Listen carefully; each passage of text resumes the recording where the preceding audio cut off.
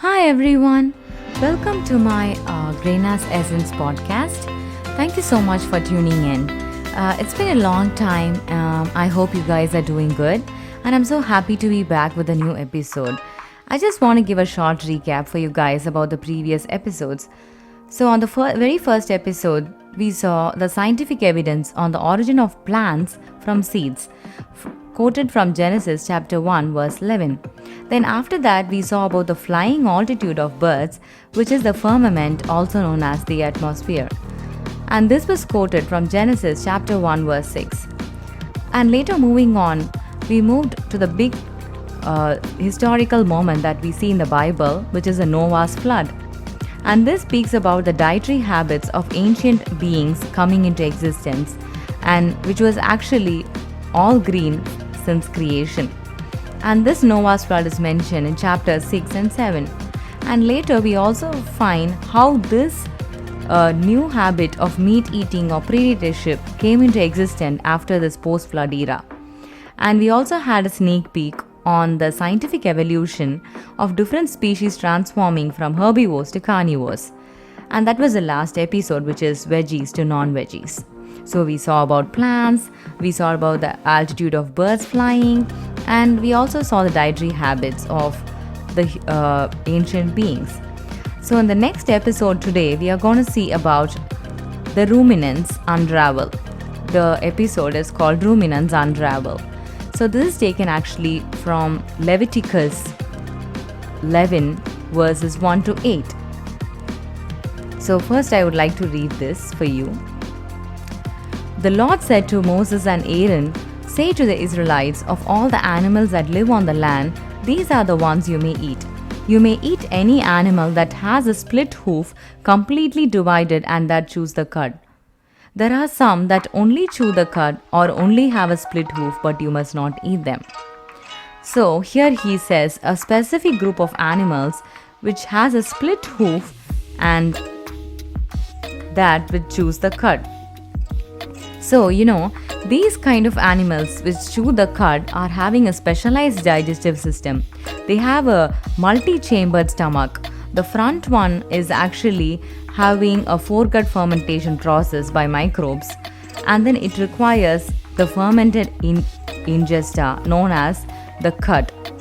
And after that, this is regurgitated in the second part of the stomach, and then they come back, and then basically they chew the ingested one. So again and again.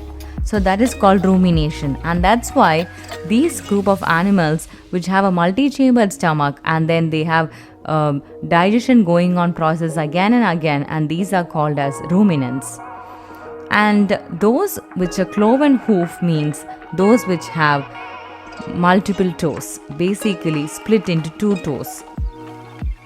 So for example, the mammals that possess these types of hoofs are deers, pigs, antelope, goat and sheep.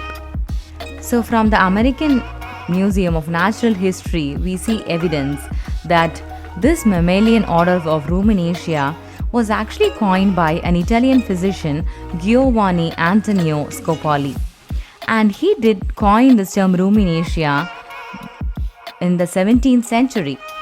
Actually, he has named several scientific names for birds and mammals in the northwestern Italy during his voyages. So this is very interesting, We know that tradition says that Moses was compiling this book of Leviticus, instructed by Yahweh, our God, by rabbinical calculation around 3,400 to 3,500 years ago. And here, the clean discovery or the classification of these species, the ruminants, animals, was actually reported only about 300 to 400 years ago from now. So we know that the Bible already documented about these specific species with unique digestive system several years ago of the scientific discovery. So, and it also amazes me that, that not only that it talks about the specific animals having this specific digestive system, but also about the varieties of these specific group of animals, which actually was later classified differently. First, they coined the term ruminants, and then they found that even there are subclassification in the ruminants. And also they found there are some differences, so we cannot put all these animals together. They found that, Suina, which is another order, is suborder. They are omnivorous animals. So in the Leviticus chapter 11, later it says, there are some that only chew the cud or only have a split hoof, but you must not eat them. The camel which chews the cud does not have a split hoof. It is ceremonially unclean for you. And the rabbit, though it chews the cud, does not have a split hoof, so it is unclean for you. And the same way, the pig, though it has a split hoof completely divided, it does not chew the cud, so it is unclean for you. So there are certain species, God says you're not supposed to eat them. And very interestingly, later they bifurcated the mammalian order Artiodactyla. Artiodactyla means even-toed ungulates, and these animals actually are those which are having the even number of toes in the feet. And Linnaeus postulated that there is a relationship between camels and ruminants, but nevertheless they have to be separately termed because they were called as Tylopoda later.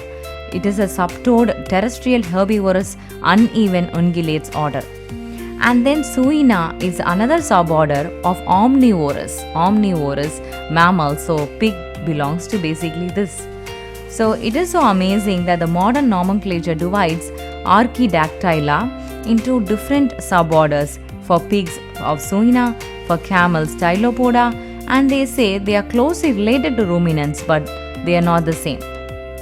So we see not only that the coining of the coining of this term was later, but then God already mentioned about this in the Bible several years ago, and also it has been reported in the Bible about the specific classification between this group of animals.